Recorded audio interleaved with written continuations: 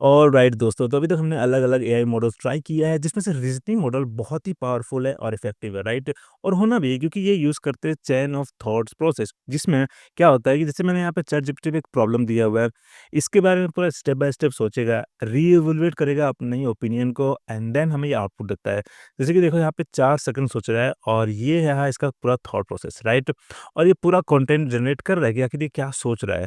और वहीं देखो यहाँ डीपसीक पे देखो इसने 22 सेकंड सोचा, एक छोटा-सा एक प्रॉब्लम दिया था उसके बारे में और ये इतना ज़्यादा कंटेंट जनरेट कर रहा है। और यहाँ पे देखो अगर ग्रॉक 3 पे देखोगे तो इसपे तो काफ़ी ज़्यादा देर तक सोच रहा है, राइट? और ये सही भी है कि जितना देर तक सोचता है उतना ही ज़्यादा एक्यूरेट हमें रिस्पॉन्स देता है और इफ़ेक्टिव भी होता है।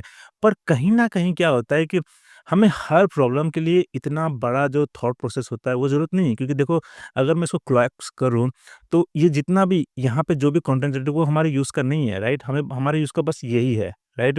पर जब आप कंप्यूटेशनल कॉस्ट अगर आप देखोगे तो इसका भी आता है। यहाँ पे जो जितने भी एक-एक टोकन, एक-एक वर्ड जो जनरेट हो रहा है उसका भी हमें बिल पे करना पड़ता है। यहाँ पे हमें पे नहीं करना पड़ता है क्योंकि यहाँ पे हम एक मंथली सब्सक्रिप्शन फी पे करते हैं और हम इसको यूज़ कर सकते हैं। पर अगर आप इनका एपीआई यूज़ करते हो अपने एआई एप्लीकेशंस पे, तो वहाँ पे हर एक वर्ड जो जनरेट कर रहा है उसका आपको बिल पे करना पड़ता है।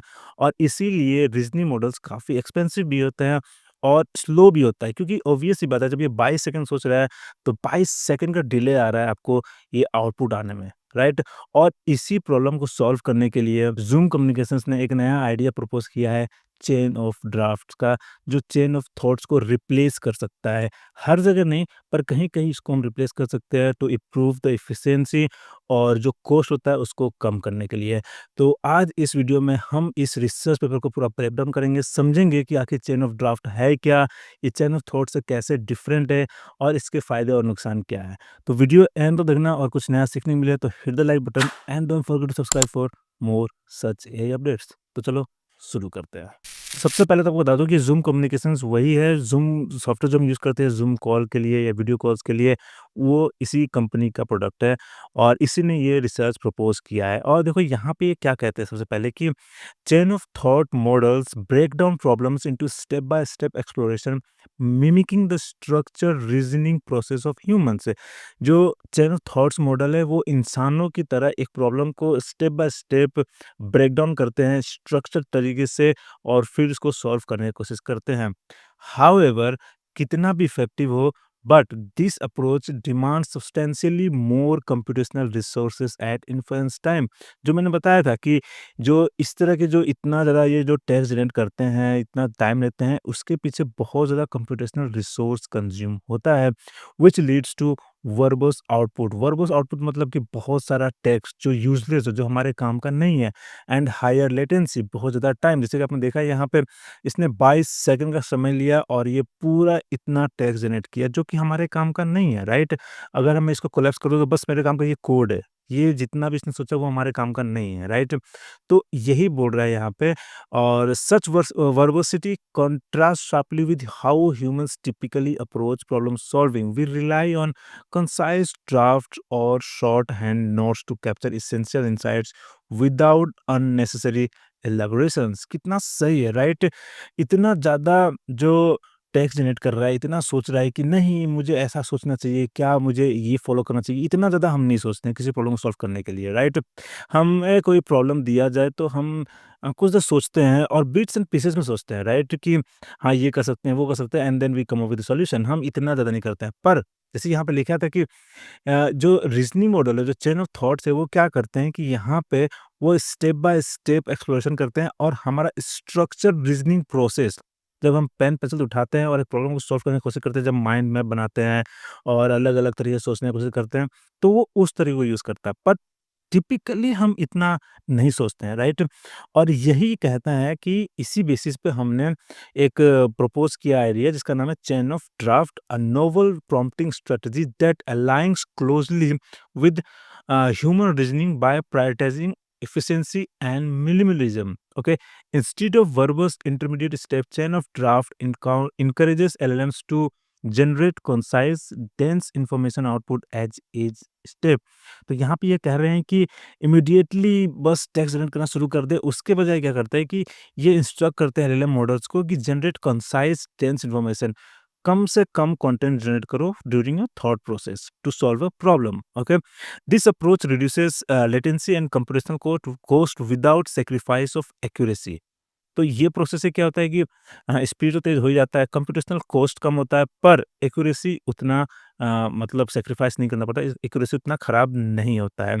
और यहाँ लिखा है कि the intuition behind chain of draft is rooted in how humans exercise thoughts. ठीक है? तो यहाँ पे बोल रहे हैं कि चेन ऑफ थॉट्स, जो चेन ऑफ ड्राफ्ट का है वो यही है कि उसी बेसिस है कि इंसान कैसे सोचता है। When solving complex task, whether solving mathematical problems, drafting essay, or coding, we often jot down only the critical pieces of information that help us progress. Right? जब भी आपको कोई आर्टिकल लिखना होता है या कोडिंग करना होता है, तो आप एक पेन पेपर में पहले सोचते हो कि हाँ, एक स्ट्रक्चर बनाते हो, राइट? आप पूरा नहीं सोचते हो कि हाँ, पूरा एक लाइन नहीं लिखते हो कि हाँ, मैं ये सोच रहा हूँ, ऐसे नहीं सोचते हो, राइट? और वो यही बोल रहा है कि इंसान ऐसे नहीं सोचते हैं, और अगर हम इंसानों के सोचने के तरीके को इंस्पिरेशन में लें, तो we can use this strategy, right? तो आखिर ये काम कैसे करता है? देखो यहाँ पे ये बोल रहे हैं कि in COD we also ask the model to think step by step. However, the model is asked to limit each reasoning step to 5 words at most. तो चेन ऑफ ड्राफ्ट्स में बोल रहे हैं कि सोचो, स्टेप बाय स्टेप सोचो, पर हर step पे आपको सिर्फ 5 वर्ड ही जनरेट करना है। मैक्सिमम 5 वर्ड ही जनरेट कर सकते हो। Note that we do not enforce such limitations in any way. It is just a general guideline to prompt short reasoning steps. तो ये ऐसा नहीं है कि ये कुछ टेक्निकल तरीके से कहते हैं कि हम बस 5 ही वर्ड जनरेट कर सकते हो। बस ये एक इंस्ट्रक्शन देते हैं कि 5 वर्ड, मैक्सिमम 5 वर्ड में आप सोचो हर स्टेप पे।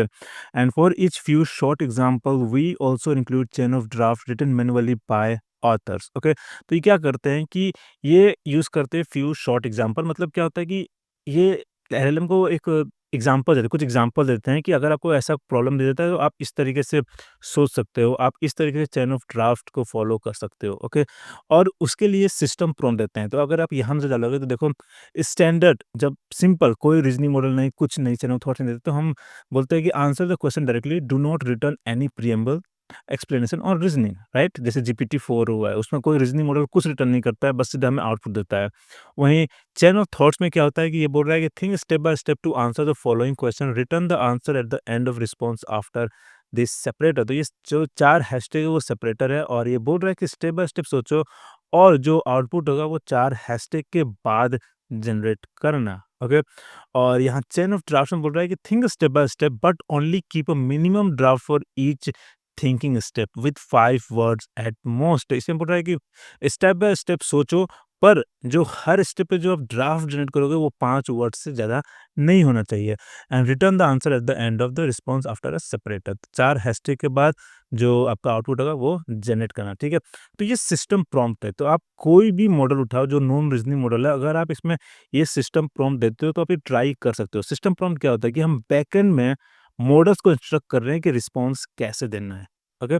तो ये है हमारा सिस्टम प्रॉम्प्ट। और स्टैंडर्ड मॉडल में देखोगे तो Jason had 20 lollipops. He gave Dennis some lollipops. Now Jason has 12 lollipops. How many lollipops did Jason give to Danny? ये एक सिंपल सा क्वेश्चन है और हमारे पास आंसर आ गया 8, ओके? और वहीं आप देखोगे चेन ऑफ थॉट्स में ये प्रॉब्लम है, ठीक है? ये हमारा प्रॉम्प्ट है, और ये देखो यहाँ रिस्पॉन्स कैसा है। Let's think step by step, initially जैसे ने 20 लॉलीपॉप्स, ये पूरा थॉट प्रोसेस यहाँ दिखाया है, और ये सिंपल सा यहाँ पे आउटपुट आ गया आफ्टर दिस सेपरेटर, राइट? और इसी तरीके से चेन ऑफ ड्राफ्ट में देखो कि ये प्रॉब्लम है, ओके? और यहाँ पे जो इसका थॉट प्रोसेस है, जो सोचने का तरीका देखो कितना सिंपल है। 20 minus x equal to 12, x equal to 20 minus 12 equal to 8, और यहाँ सेपरेटर सेपरेटर के बाद यहाँ पे आंसर आ गया 8, राइट? तो यही इनका प्रपोजल है कि हमें ऐसे प्रॉब्लम्स को सॉल्व करने के लिए इतना बड़ा जो ये जो थॉट प्रोसेस है वो ज़रूरत नहीं है। यहाँ भी इसने स्टेप बाय स्टेप सोचा, पर बहुत ही कम कंटेंट में, बहुत ही कम टोकन जनरेट करके हमें यहाँ पे सही आंसर भी दे दिया। So this is what chain of draft is proposing, right? सोचो कि आप एक एआई एप्लीकेशन बना रहे हो और उसमें हमने ऐसा कुछ मॉडल यूज़ किया है, और हर प्रॉब्लम पे इतना बड़ा ये टेक्स्ट जनरेट कर रहा है। जस्ट थिंक अबाउट इट कि आपको कितना कॉस्ट देना पड़ रहा है and you can save all this by using chain of draft. ठीक है? और अगर एक्यूरेसी की बात आती है तो आप यहाँ देखो, ये जीएसएम-8 के इवैल्यूएशन रिजल्ट्स है। जीएसएम-8 के बेसिकली क्या होता है, क्लास 8th के जो स्टूडेंट होते हैं उनका जो मैथमेटिकल वर्ड प्रॉब्लम होता है ना कि राम के पास इतने लड्डू है, श्याम के पास इतना है तो टोटल कितना लड्डू हो गया? उसी के मतलब थोड़ा एडवांस वर्ज़न। तो इस तरह के क्वेश्चंस पे इसको टेस्ट किया गया है। तो बेस मॉडल है जीपीटी-4o और क्लॉड 3.5 सोनेट। ठीक है? तो आप देखोगे स्टैंडर्ड प्रॉम्प्ट में इसने 53.3% एक्यूरेसी दिखाया, जीपीटी-4 ने, और चेन ऑफ थॉट्स में दिखाया 95.4% का, और चेन ऑफ ड्राफ्ट्स का है 91.1%। ज़्यादा एक्यूरेसी डिफरेंस नहीं है, राइट? और आप यहाँ देखो टोकन्स में इसने 205 टोकन जनरेट किया है और चेन ऑफ ड्राफ्ट ने सिर्फ 43.9। कितना बड़ा डिफरेंस है। और यहाँ देखो स्पीड भी देखो, 4.2 सेकंड चेन ऑफ थॉट्स में, और चेन ऑफ ड्राफ्ट में सिर्फ 1 सेकंड में पूरा आउटपुट आ गया। और यही सिमिलर रिजल्ट है क्लॉड 3.5 सोनेट में भी। आप देखो यहाँ पे चेन ऑफ थॉट्स में 95.8% यहाँ पे एक्यूरेसी रेट है, और चेन ऑफ ड्राफ्ट में 91.4%। और यहाँ पे टोकन रेट जो जो टोकन है वो भी, नंबर ऑफ टोकन है वो भी डिफरेंस काफ़ी बड़ा है। और यहाँ टाइमिंग में देखो कितना डिफरेंस बड़ा है, राइट? अब आप इंडिविजुअली सोचोगे तो सोचोगे कि ये 1 सेकंड 2 सेकंड में से क्या ही कर ले रहे हैं। पर अगर आपके एप्लीकेशन पे अगर 1000 कस्टमर्स भी हैं जो रेगुलरली यूज़ कर रहे हैं, तो this time difference, this number of tokens can make a huge difference. तो अगर आपके एप्लीकेशंस में अगर एक्यूरेसी इतना मैटर नहीं करता, आप कॉम्प्लेक्स मैथमेटिकल प्रॉब्लम सॉल्व नहीं कर रहे हो, तो शायद आप इस तरीके को यूज़ कर सकते हो, चेन ऑफ ड्राफ्ट्स को यूज़ कर सकते हो। Okay?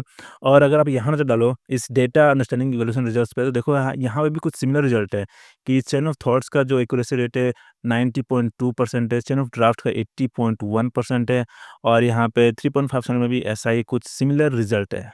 Just look at this कि कितना जो टोकन नंबर है वो कितना डिफरेंस आ रहा है यहाँ पे। टाइमिंग में यहाँ पे कुछ ज़्यादा डिफरेंस नहीं आया, बट नंबर ऑफ टोकन्स में काफ़ी बड़ा डिफरेंस है। सिमिलरली यहाँ पे स्पोर्ट्स अंडरस्टैंडिंग इवैल्यूएशन रिजल्ट्स में भी देखो, तो यहाँ पे तो chain of drafts chain of thought से काफ़ी ज़्यादा एक्यूरेट भी है, और साथ ही साथ यहाँ पे नंबर ऑफ टोकन्स भी कम कर रहा है, और स्पीड भी काफ़ी फास्ट दे रहा है। दोनों मोड में देखो, यहाँ पे भी चेन ऑफ ड्राफ्ट्स में जो 3.5 में तो 97.3% का एक्यूरेसी दे रहा है, और यहाँ पे 93.2% का। और ये देखो कितना बड़ा डिफरेंस, टोकन कितना कंज्यूम कर रहा है और ये सिर्फ इतना ही है। So this is the difference, right? तो यहाँ पे ये बस बोल रहे हैं कि चेन ऑफ ड्राफ्ट्स आप यूज कर सकते हो, हालांकि दिस इज नॉट परफेक्ट। यहाँ पे ये बता रहे हैं कि they have some limitations of COD as well, like inconsistency without few short examples मतलब कि आप जब भी आप कुछ प्रॉम्प्ट दे रहे हो तो उसमें 3-4 एग्जांपल दे रहे हो कि इस तरीके से सॉल्व करना है, पर अगर आप एग्जांपल्स नहीं दोगे आप, तब इसका जो रिजल्ट आता है बहुत ही ज़्यादा खराब आ रहा है। अगर यहाँ देखोगे, आप देखो कि GPT-4o में देखोगे तो चेन ऑफ थॉट्स का जो एक्यूरेसी रेट है वो 94.8% है, और यहाँ चेन ऑफ ड्राफ्ट का एक्यूरेसी रेट 84.4% पे गिर गया है, और यहाँ पे आप देखो, यहाँ पे 91% का एक्यूरेसी रेट था। तो आप अगर एग्जांपल नहीं दोगे तो इस तरीके से एक्यूरेसी रेट गिर सकता है, और यहाँ पे 3.5 में तो लगभग 25% का डिफरेंस है एक्यूरेसी रेट में। हालाँकि यहाँ पे जो टोकन है, नंबर ऑफ टोकन्स है वो भी कम है और लेटेंसी भी कम है, पर अगर एक्यूरेसी सही ना हो तो इसका कोई फ़ायदा नहीं है, राइट? तो आप एग्ज़ाम्पल्स दे के अपना एक्यूरेसी रेट इम्प्रूव कर सकते हो। और दूसरा प्रॉब्लम ये है कि reduce performance on small model. जो स्मॉल मॉडल्स है उस पे आप देखो एक्यूरेसी रेट तो बहुत ही ज़्यादा ख़राब है। आप देखो क्वेन 2.5 में चेन ऑफ थॉट दे रहा है 32.5% एक्यूरेसी रेट, वहीं चेन ऑफ ड्राफ्ट में दे रहा है यही मॉडल 24% का एक्यूरेसी रेट, और लामा 3.2 में तो देखोगे तो 70.7% का दे रहा है चेन ऑफ थॉट्स में, और चेन ऑफ ड्राफ्ट्स में 52.5% पे एक्यूरेसी रेट गिर जा रहा है। बहुत बड़ा डिफरेंस आ रहा है, और सिमिलरली हमें यहाँ भी कुछ ऐसा ही रिजल्ट दिख रहा है। तो ये कुछ लिमिटेशंस है। पहले तो ये बिना एग्जांपल्स का हमें अच्छा एक्यूरेट आउटपुट नहीं दे सकता। दूसरा है कि जो स्मॉल मॉडल्स है उसमें इतना इफेक्टिव नहीं है। So this is chain of draft, जो मुझे लगता है कि आपको जानना ज़रूरी है, ताकि जब भी आप एआई एप्लीकेशंस बनाओ तो आप उसमें दोनों प्रॉम्प्टिंग स्टाइल ट्राई कर सकते हो, क्योंकि उसमें आप देखो यहाँ पे जो सिस्टम प्रॉम्प्ट दिया है आप ये भी ट्राई कर सकते हो, राइट? चेन ऑफ थॉट्स और chain of draft base model में आप यूज़ कर सकते हो GPT-4 और क्लॉड 3.5 सोनेट को और ट्राई कर सकते हो कि भाई दोनों में से कौन-सा इफ़ेक्टिव है। और अगर आप हाइली बहुत ही ज़्यादा एक्यूरेट आपको रिस्पॉन्स नहीं चाहिए, उसमें उस पे आपका जो आउटपुट है उतना डिपेंड नहीं करता है, तो आप कहीं न कहीं चेन ऑफ ड्राफ्ट यूज़ कर सकते हो टू सेव सम मनी और यूज़र एक्सपीरियंस भी ज़्यादा अच्छा देने के लिए।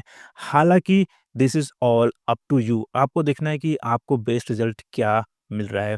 और यहाँ पे बता रहा है कि chain of drafts demonstrate that effective reasoning in LMs does not necessarily require lengthy output which is true, right? ज़रूरत नहीं है कि हमें रीजनिंग मॉडल में इतना बड़ा-बड़ा हमें ये थॉट प्रोसेस जनरेट करना पड़े, right? Offering an alternative approach where reasoning the depth is maintained with minimal verbosity। और ये चैन ऑफ ड्राफ्ट्स एक अल्टरनेटिव अप्रोच हमें दे रहा है जिसमें हम रीजनिंग इन डेप्थ रीजनिंग में सोचे थॉट प्रोसेस फॉलो करें but without generating this large tokens और विद मिनिमल वर्बोसिटी, मतलब कम से कम टेक्स्ट में। सो अब आपकी बारी है, मुझे कमेंट बताओ कि आपको क्या लगता है chain of draft is better than chain of thoughts और आप इसको कहाँ-कहाँ यूज़ कर सकते हो? और अगर आपको वीडियो में कुछ नया सीखने को मिला और आप चाहते हो कि ऐसे और वीडियो बनाता रहूँ, तो मुझे कमेंट में ज़रूर बताना and hit the like button and don't forget to subscribe for more such updates. फिर मिलते हैं अगले वीडियो में।